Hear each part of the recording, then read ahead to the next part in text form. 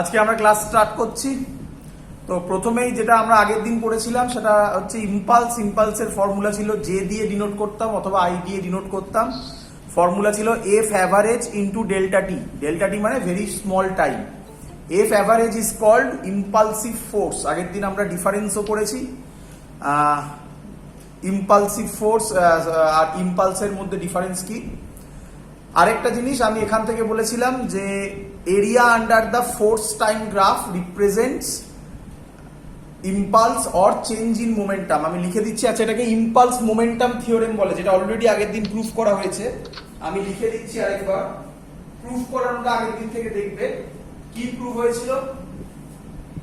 Impulse is equal to m v minus u or impulse is equal to, ল্যাঙ্গুয়েজে লিখলাম impulse is equal to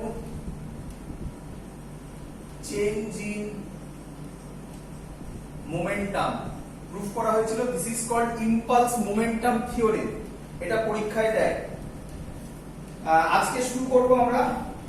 তো first অঙ্ক 1 minute.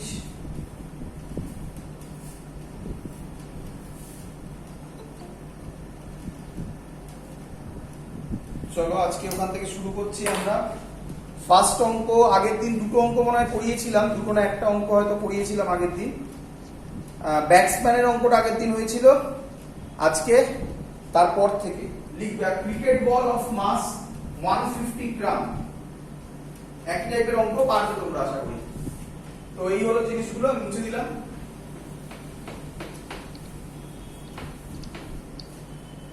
R cricket ball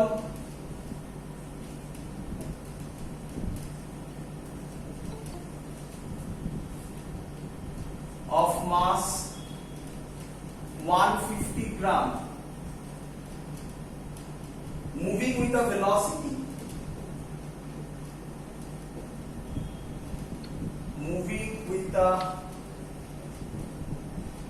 velocity of 15 meter per second is brought to rest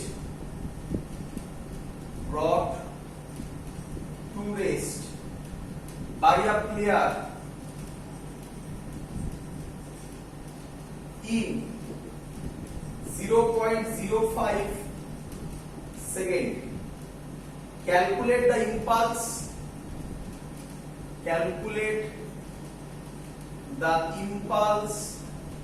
এগুলো সোজা অঙ্ক।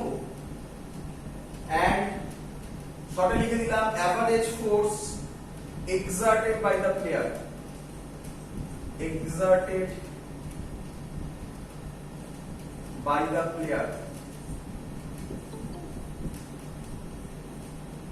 চলো অঙ্কটা করবো আমরা। 1 মিনিট একটু দেখি কারা কারা একটা দিতে চাইছে। একটু জয়েন যখন করবি একটু তাড়াতাড়ি করবি তোরা, না তো বারবার আমাকে ব্যাকে আসতে হয়। চলো, সবার কোশ্চেনটা বোঝা গেছে? কোশ্চেন সবার বোঝা গেছে? চলো ভালো করে দেখো।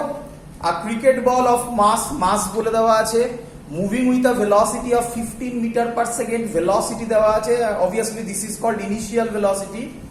Is brought to rest, that means final velocity নিঃসন্দেহে 0 হবে। By a player in 0.05 second, মানে টাইমটাও বলে দেওয়া আছে। ক্যালকুলেট দ্য ইম্পালসের first formula average force into time, but ওটা অ্যাপ্লাই করা যাবে না কারণ অ্যাভারেজ ফোর্সও আমার কাছে আননোন, ওটাও বার করতে বলেছে। তাহলে ইম্পালসের সেকেন্ড ফর্মুলা আগের দিন ওইভাবে করেছিলাম আমরা। কি লিখবো ইম্পালসের সেকেন্ড ফর্মুলা? জে দিয়ে ডিনোট করলাম impulse is equal to a v minus u. এখানে যদি আমরা করি এম এর জায়গায় বসাবো 150 গ্রাম, মানে 150 বাই 1000 কেজি হয়ে গেল। এটা 150 বাই 1000 তোমরা জানো বললে হবে 0.15। যাই হোক, মুভিং উইথ দ্য ভেলোসিটি 15, তাহলে ভি কত হবে 0, ইউ কত হবে 15। তাহলে এই পেয়ে গেলাম আমি ইম্পালস। তাহলে অ্যানসার হবে -150 by 1000 into 15 আস্তে 15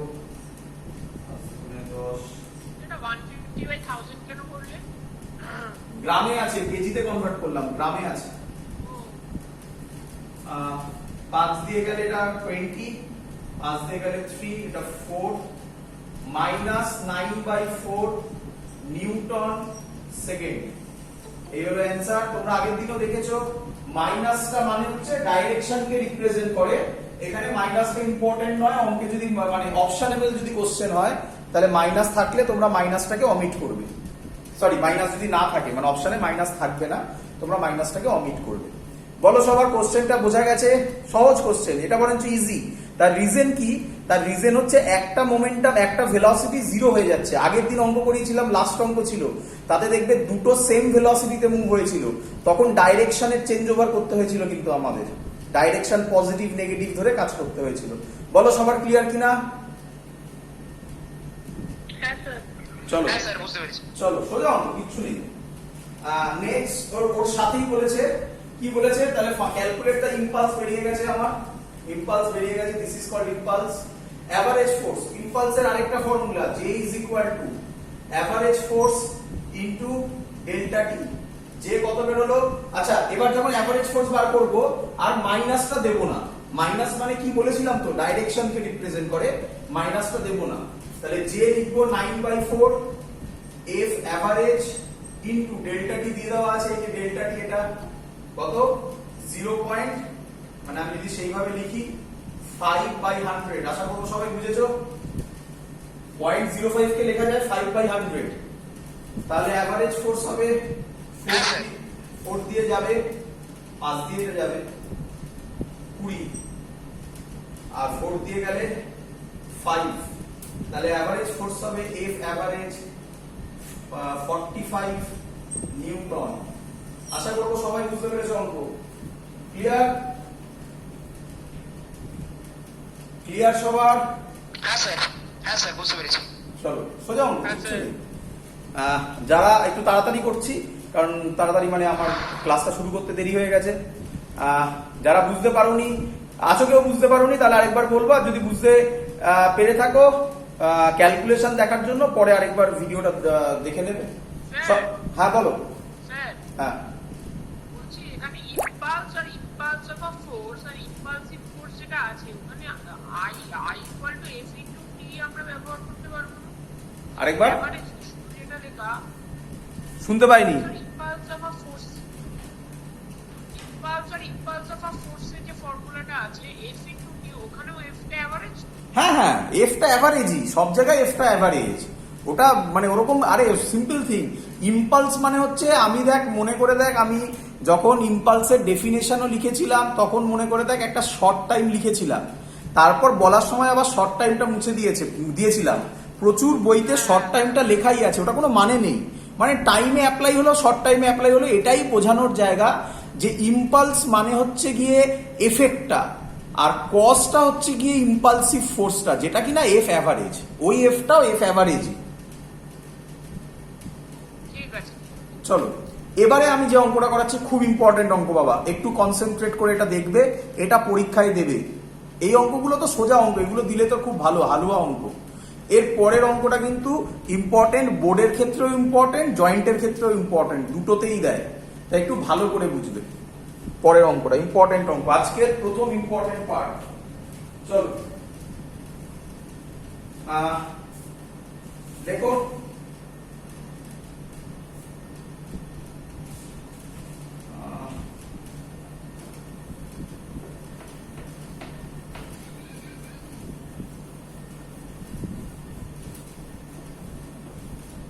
a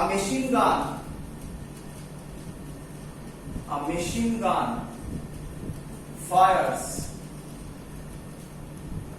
a bullet of mass 40 gram with a velocity of, with the speed দেওয়া আছে, with the speed of 1200 metre per second, metre per second. এটা গ্রামে আছে, মানে সিজিএস এ, এটা কিন্তু এসআই তে, তাহলে গ্রামকে কেজিতে কনভার্ট করব। The person holding the gun, এই টাইপের একটা থিওরি আমি করিয়েছি, বাট এটা ইম্পর্টেন্ট কেন বুঝতে পারবে। The person holding the gun can exert a maximum force, can exert a maximum force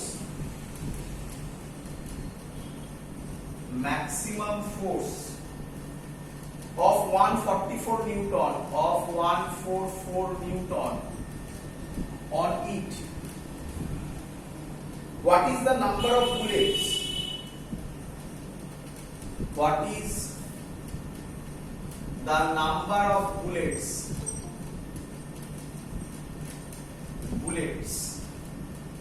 that can be fired,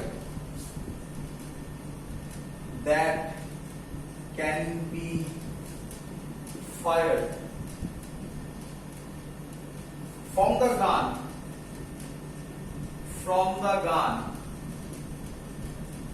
per second? চলো অঙ্কটা আশা করবো সবাই বুঝতে পেরেছো, পড়ে ফেলেছো। 1 মিনিট, একটু কালি শেষ হয়ে গেছে, একটু কালি ভরে নি। এত দেরি কেন সবাই যারা জয়েন করছো? ক্লাস তো এমনিতেই আমি দেরি করে স্টার্ট করেছি, এখনো দেরি করে কেন জয়েন হচ্ছে? চলো। হ্যাঁ,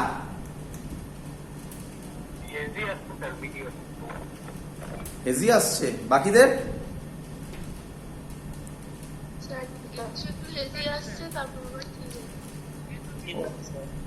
ওটা নেটের প্রবলেম, হেজি এসে ঠিক হয়ে যাওয়া। যার পুরো সারাক্ষণ হেজি আসছে সে বেরিয়ে গিয়ে আবার জয়েন করো। 1 মিনিট, কালি ভরে নিয়ে আমি। চলো, অঙ্কটা সবাই বুঝতে পেরেছো? অঙ্কটা লেখা আছে, বলছি আবার। Machine gun fires a bullet of mass 40 gram with a speed of 1200 meter per second. The person holding the gun can exert a maximum force of 144 Newton on it. What is the number of bullets that can be fired from the gun per second? চলো এগোবো।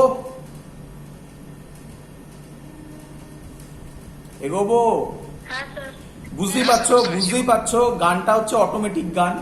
তার মানে আমি 1 সেকেন্ডে assume করছি 1-এর বেশি bullet fire হচ্ছে। তো আমি অ্যাজিউম করছি কতগুলো বুলেট ফায়ার হচ্ছে, let number of bullet fired per second is equal to n। চলো লিখে ফেলো। লেট অ্যান্সার করছি, লেট নাম্বার অফ বুলেটস, এটাই আমাকে বার করতে বলেছে, per second. Number of bullets fired per second। Sir এটা কিসের অঙ্ক স্যার? আরে আগের দিনে যেখানে শেষ করেছিলাম সেখান থেকে শুরু হয়েছে, ওই ইম্পালসের অঙ্ক, ইম্পালস কনজারভেশন অফ মোমেন্টাম। চলো এবারে ভালো করে বুঝবে। বুলেটকে ফায়ার করেছে, machine gun fires a bullet of mass, bullet fire করেছে। বুলেটের ইনিশিয়াল ভেলোসিটি হচ্ছে 1200 metre per second. Final velocity আমি ধরছি 0। তাহলে আমি লিখতে পারি চেঞ্জ ইন মোমেন্টাম,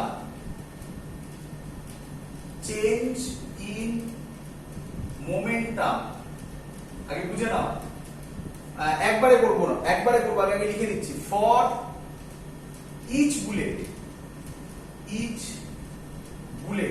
কত হবে?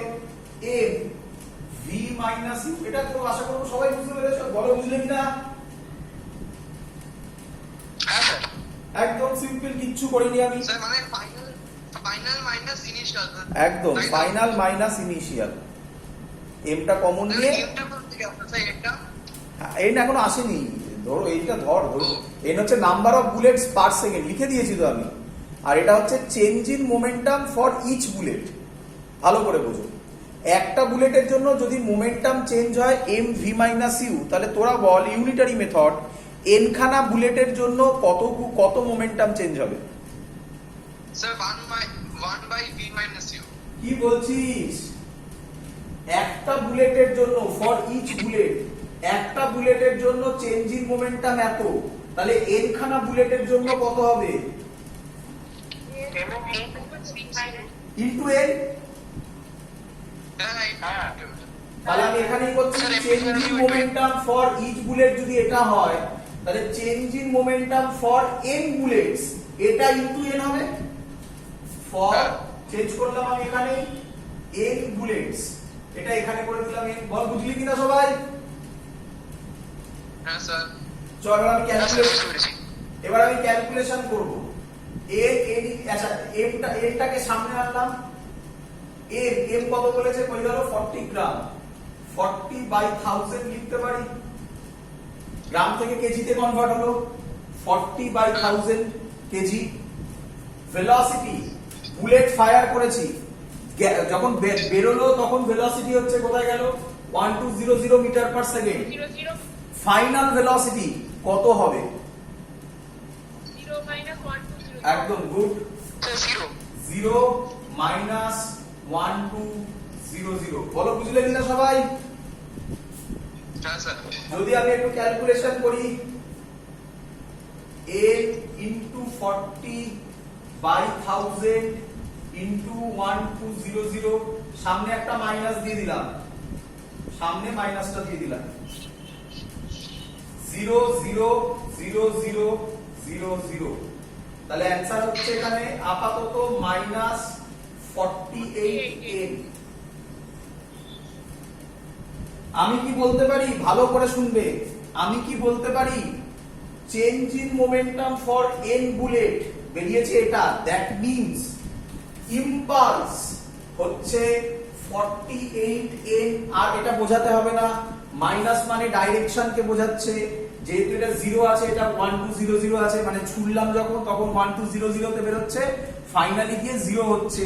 মাইনাস রিপ্রেজেন্ট করছে রিটার্ডেশন। আমি বলেছি এরকম অঙ্কে মাইনাস সাইনকে অমিট করবে, তাই আমি এখানে অমিট করে আমি বলেছি ইম্পালস ইজ ইকুয়াল টু 48 এ, কারণ ইম্পালস মানেই চেঞ্জ ইন মোমেন্টাম। বলো বুঝলে কিনা? হ্যাঁ স্যার, এখানে টাইমটা হ্যাঁ স্যার, বুঝতে পেরেছি। সবার? হ্যাঁ হ্যাঁ, একটু মাইকটা কাছে নিয়ে বল, যে কথা বলছিস সে মাইকটা কাছে নিয়ে হ্যাঁ বল। আচ্ছা ওখানে স্বস্তিকা লিখেছে এন ভি মাইনাস ইন্টু এ, কেন? এ তো নয়। হ্যাঁ বল। হ্যাঁ বলছি টাইমটা 1 হবে। হ্যাঁ আসছি টাইম 1। Good good. পার সেকেন্ড মানে টাইম 1। গুড। তাহলে আমি বলতে পারি এখান থেকে, দেখ যে মানে আবার আমরা ফর্মুলা জানি, F average into time. Delta T কর এমনি টি কর কিছু যায় আসে না, বলেইছি। Time is equal to 48 N. বল বুঝলি কিনা? হ্যাঁ স্যার। হ্যাঁ স্যার। হ্যাঁ স্যার। এই জায়গাটা এবার হ্যাঁ বল, শুনছি। এই জায়গাটাতে তোরা এবার গুলোস। বলে দেওয়া আছে ফ্রম দা গান পার সেকেন্ড, তার মানে এটা কত টাইমের জন্য বলা হচ্ছে? 1 সেকেন্ড। তাহলে ডেল্টা টি এর জায়গায় মুছে আমি কত লিখবো? 1 Good. Sir 1 sir. পরিষ্কার বলে দেওয়া আছে the maximum force exerted by the man কত? 144 তাহলে এফ অ্যাভারেজের জায়গায় কত বসাবো? 144 by 48 144। তাহলে এন হবে 144 বাই 48, করলে আসবে 3 বুলেটস। কত টাইমের জন্য? Per second. Per second 1 good. তাহলে অ্যান্সার হলো 3 বুলেটস পার সেকেন্ড। আগের গুলো সব একটা, আগের যে অঙ্কগুলো করাচ্ছিলাম একটা বল ছিল, তার আগেরটা মনে হয় একটা দুটোই বল ছিল, একটা একটা করে বল করে করেছিলাম। এবারে এন খানা বলের জন্য হলো বা এন খানা বুলেটের জন্য হলো। একই প্রসেস, দেখে নে ভালো করে বুঝলি কিনা। স্যার ওটা 1 সেকেন্ড কেন হলো ওটা একটু একদম। এখনো 1 সেকেন্ড কেন হলো? এখনো দেখ কোশ্চেনের মধ্যে আমি আন্ডারলাইন করে রেখেছি, ফাইনাল অ্যান্সারে লাস্ট লাইনে দেখ লেখা আছে ফ্রম দা গান পার সেকেন্ড। পার সেকেন্ড কথার মানে হচ্ছে 1 সেকেন্ড। ও স্যার বুঝেছি। ক্লিয়ার আইডিয়া সবার? হ্যাঁ স্যার। এটা হ্যাঁ স্যার, বুঝতে পেরেছি। এটা ইম্পর্টেন্ট অঙ্ক। ম্যাক্সিমাম লোক এই অঙ্কটা পারে না, বিকজ ওই এন খানা দিয়ে দিলে তার জন্য। তো তো তার জন্য এটা ইম্পর্টেন্ট অঙ্ক। এর আগেরগুলো তো একদমই সোজা অঙ্ক ছিল। এরপরে আমি যে অঙ্কটা করছি সেটাও খুব ইম্পর্টেন্ট অঙ্ক, equally applicable for boards as well as joint, দুটো পরীক্ষাতেই দেয়। এরপরে আমি যেটা করছি এটার থেকেও বেশি ইম্পর্টেন্ট এর পরের অঙ্কটা, চলো করব।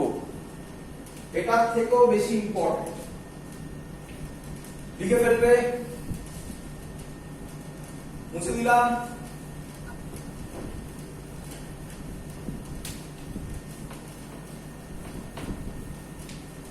কি বলছে? A ball moving with a momentum of 5 kg meter per second. A ball moving with a momentum of momentum বলে দেওয়া আছে 5 kg meter per second strikes against a wall, strikes against a wall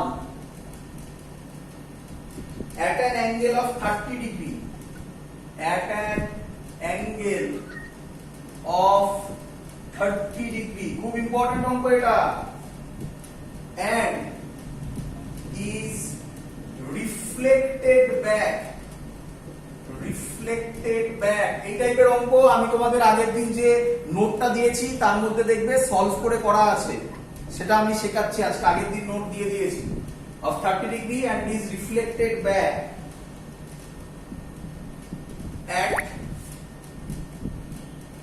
at the same angle, same angle।